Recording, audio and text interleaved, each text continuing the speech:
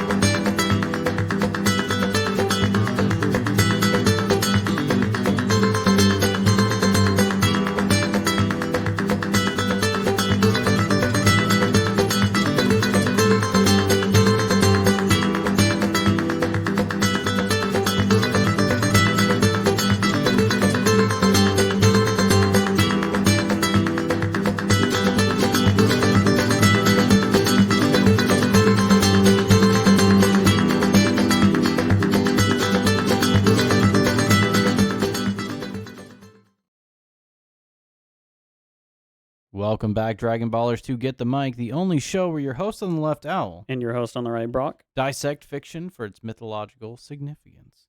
On this episode, we're talking about Dragon Ball, specifically episode 75. It's called Powerful Adversaries, or in English, The Strong Ones. The Strong One. But I think Powerful Adversaries is better. And before we get started, I would like to mention, if you like what you hear, please give us a like. Subscribe to our channel. We upload on Mondays and Thursdays to YouTube and Tuesdays and Fridays to Rumble, so you can also give us a subscribe. You can also give us Rumbles. Comment if you like what you hear, or if you disagree. We'd love to hear what you have to say. Yeah, subscringles, rumbles, grumbles. Bumbles. Anything else to add, Brock? That's it. That's all I have to say. That's it. All right, so here we go. Let's go ahead and start up Powerful Adversaries. Oh my, this is going to happen every time. The match between the Masked Fighter and Goku begins. As they engage in the melee, it seems that the fighter is anticipating Goku's attacks, sending him first flying in the air and then crashing into the arena below. Roshi notices the fighter's stance and remarks about its familiarity.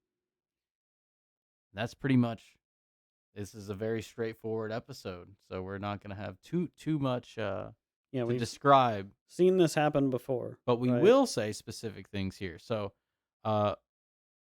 the Masked Fighter's ability to get over on Goku here, they end up the power struggle between them ends up in a draw that we saw from last episode. Yeah. And when we see that the Masked Fighter is able to get over on Goku, it's to say that he is able to engage in chaos such that Goku is not able to integrate it quickly enough. And so here he sends Goku flying because Goku hits him with a kick that he anticipates and grabs his leg. Right.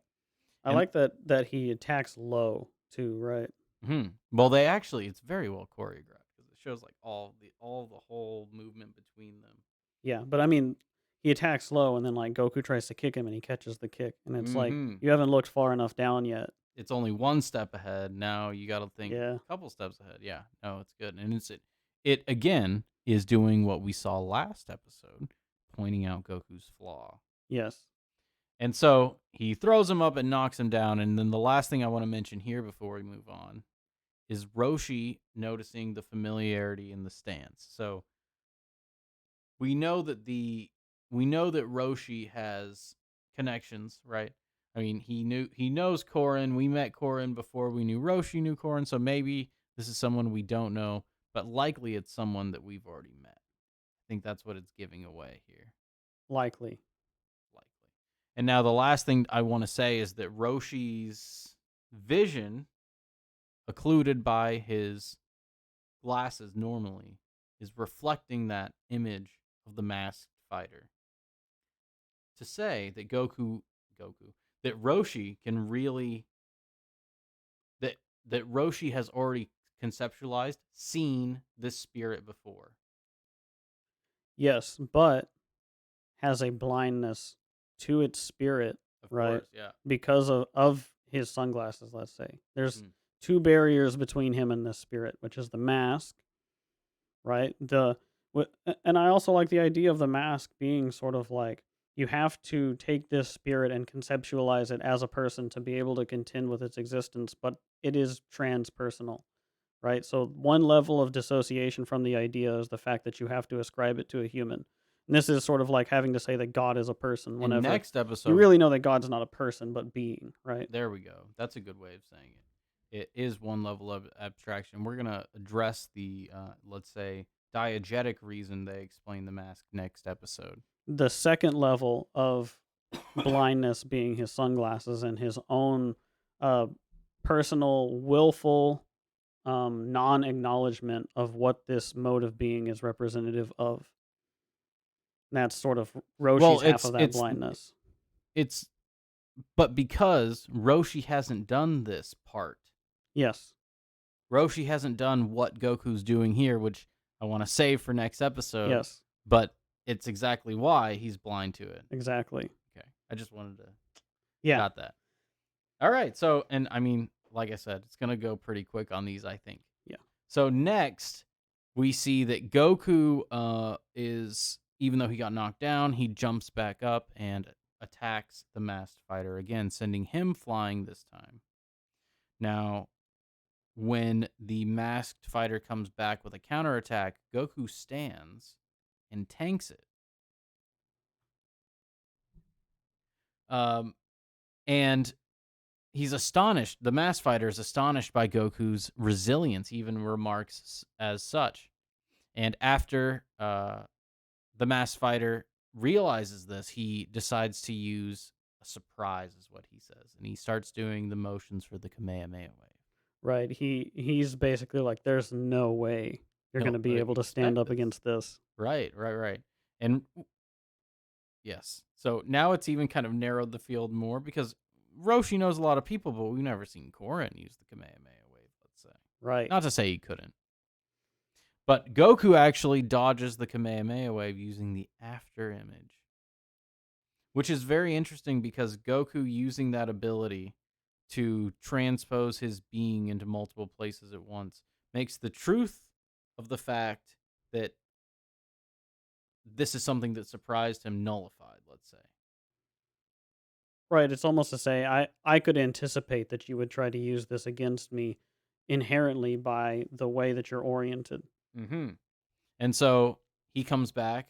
He jumps in the air and dodges, and then he comes back with a devastating Kamehameha wave of his own sent from the air, and it crashes into the arena, sending the masked fighter flying onto his back.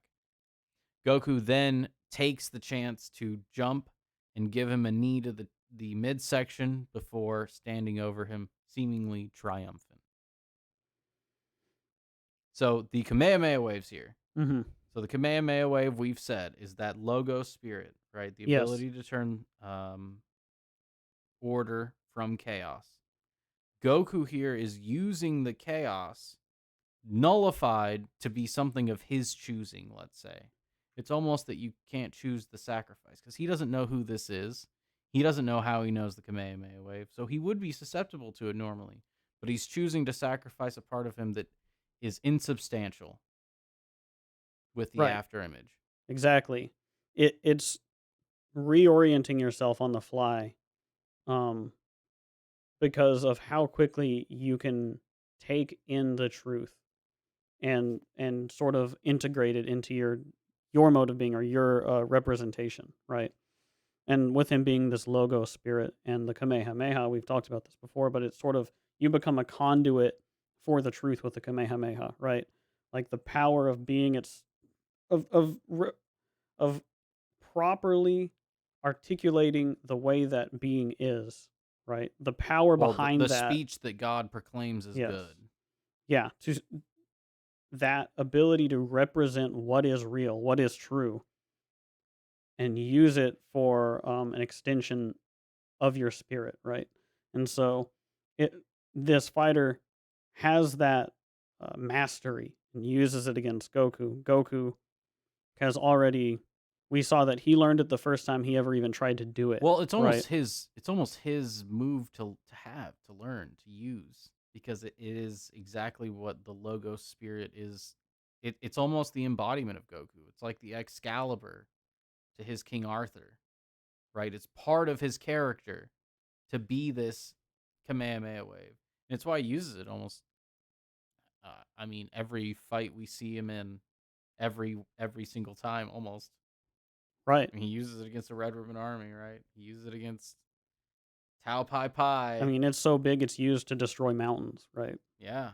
And so, and that's the exactly the nature of truth. Depending on the truth being levied, it can destroy a great many things, a great many lies, let's say.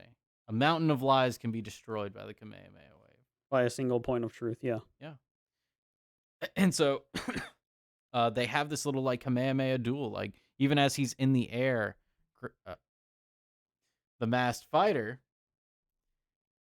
decides to use a Kamehameha wave against Goku as he's coming down.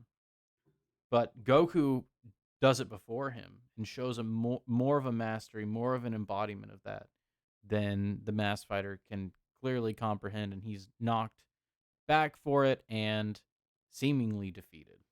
It's also an escalation, right? Goku doesn't just respond in kind. He launches from the air down at him. He uses an elevated Kamehameha.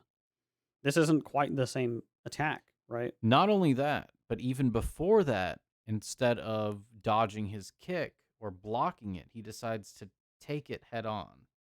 And that's to say that Goku is using what he learned from Korin to Yes. map this fighter to figure out how to defeat him. Which is exactly how he defeated Tao Pai Pai, right? Hmm.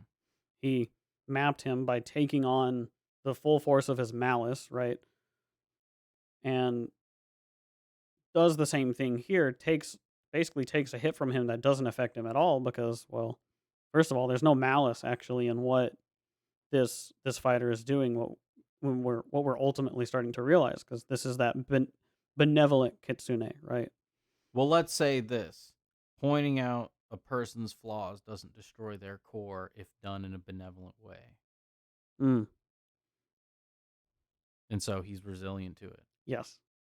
So let's go ahead and continue, because I think we have one set left. So just as Goku is about to deliver the final blow, he is mesmerized by the Kitsune mask, seeing his own reflection in the eyes, just like we saw with Roshi looking at the masked fighter. We already Yes. get an intonation of what that relationship could be. Choosing my words very carefully here, trying to. And so, because he is mesmerized, the masked fighter is able to grab Goku's tail. Instantly, Goku is helpless and hoisted into the air, then repeatedly slammed onto the ground by his tail. It's the ultimate embodiment of what we're talking about. It's the idea that Geppetto, the first thing he sees about Pinocchio is his donkey ears and tail, and he remarks about it after Pinocchio dives into the abyss and searches beyond the abyss to find his father in the belly of the beast. Right. Where does he come out of, the masked fighter, but the belly of a devil? Right. The belly of the beast, which is where Bulma said the Dragon Ball would probably be before Mm-hmm. Yamcha said it would be found in filth. Yes, And exactly. so, yes, It all comes full circle. Meaning, Toriyama, even if he didn't know what he was going to write, the muse knew. Something it new. had to at There's least be the some muse. orientation, because it's too serendipitous for it to be, Well, oh, the well, there it reason is. also that it is so serendipitous is Is revealed, the right? ultimate thing. And that's what I was saying about Geppetto. It's the ultimate instantiation of it. And that's exactly what a person finds when they go beyond the abyss is their father, Yes. nested as the ancestral figure, which orients yourself into destroying the things that are weak about you. And what is weak about Goku but his reliance on a bestial nature that he's had this whole time, especially dealing with the Red Ribbon Army? Yes. It He needs to is reintegrate that. Goku's sin, right? Yes, it is Goku's sin. It is his own lack of sight in a sense because he needs to come to terms with and now has actively come to the point that he can come to terms with the devil in him, Hmm. right? And he's Exactly. not defeated by the existence of it. And so Or then, not even just defeated, but his spirit isn't corrupted by it. yeah, his That's what it's spirit's not supposed to corrupted be. by it, I would say. Yeah, that's a great way to put it. And so Roshi reveals the identity of the fighter, and it is Grandpa Gohan, Goku's dead ancestral father, real father, not spiritual, but real father, Who we know, instantiated that he raised Goku. And the reason, and I want to get back to yeah, his last episode where he talks about the manners, right? The spirit he's instilled in Goku is not being followed. And that's exactly what needs to be reincorporated after one has gone through this malice that Goku has. So he points out those flaws to him. He points out that he's no longer polite, that he's no longer, let's say, he no longer extends the respect to the stranger, right? sure, yes. And he no longer, well, maybe not even no longer, but he still hasn't mastered the ability to mitigate his weakness of his tail. It's another thing Of that nature, of right? that nature, of that separating himself from that which can be overcome by bloodlust almost.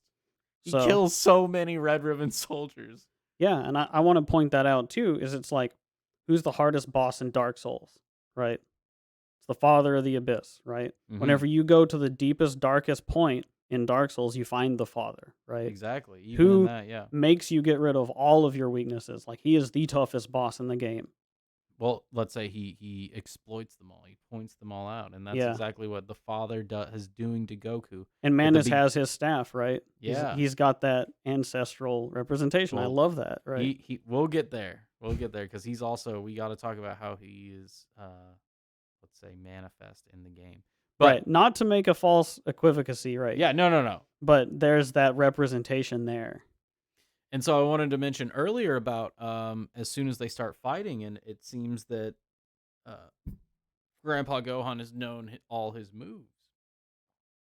That is to say that the the weakness of that repetition that Goku has used to defeat the other fighters, and the inability to, let's say, innovate, is the beginning of how it looks like Goku is actually losing the fight.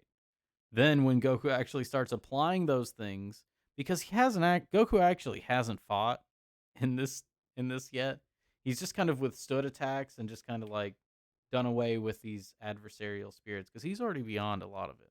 But with this, the first thing Grandpa Gohan does is call forth the best part of Goku, and that is which integrates chaos seamlessly and Right. in such a speed that it astounds, right? And so he calls forth that by using the Kamehameha wave, right? And then he goes on from there to grab Goku's tail. And we're going to get to what all this will mean for Goku next episode because we're going to have a lot to say. I think the Any next episode's going to be a long It's one. huge. It's huge. But just to say what we've seen so far is all indicative of this analysis to say that in that darkest zone of abyss is the ancestral spirit which redeems an individual and can assist in that reintegration into the above world, let's say. In Yeah. fact, And that's Osiris, right? remember what calls forth to Goku to revive Bora in the first place. It's not Upa. Upa's not like, please revive my father. He looks at Grandpa Gohan, He looks at his best representation of Grandpa Gohan that he can come up with, and which is that the fourth Dragon Ball. and that is what calls forth the best in Goku, which is to begin his journey of redeeming the blind father. We'll get more into that next time. I think that's a good place to Yeah. stop. Osiris. Yes. So, if you liked what you heard, please give. This is a really short. It's only 18 minutes, Really? but I feel like we got a lot in. Actually, to be honest, I feel like Yeah. we hit it. So, if you liked what you heard, please give us a like, a subscribe, comment if you disagree. If you agree, we'd love to hear what you have to say. We upload new episodes Mondays and Thursdays to YouTube and Tuesdays and Fridays to Rumble. So give us a subscribe.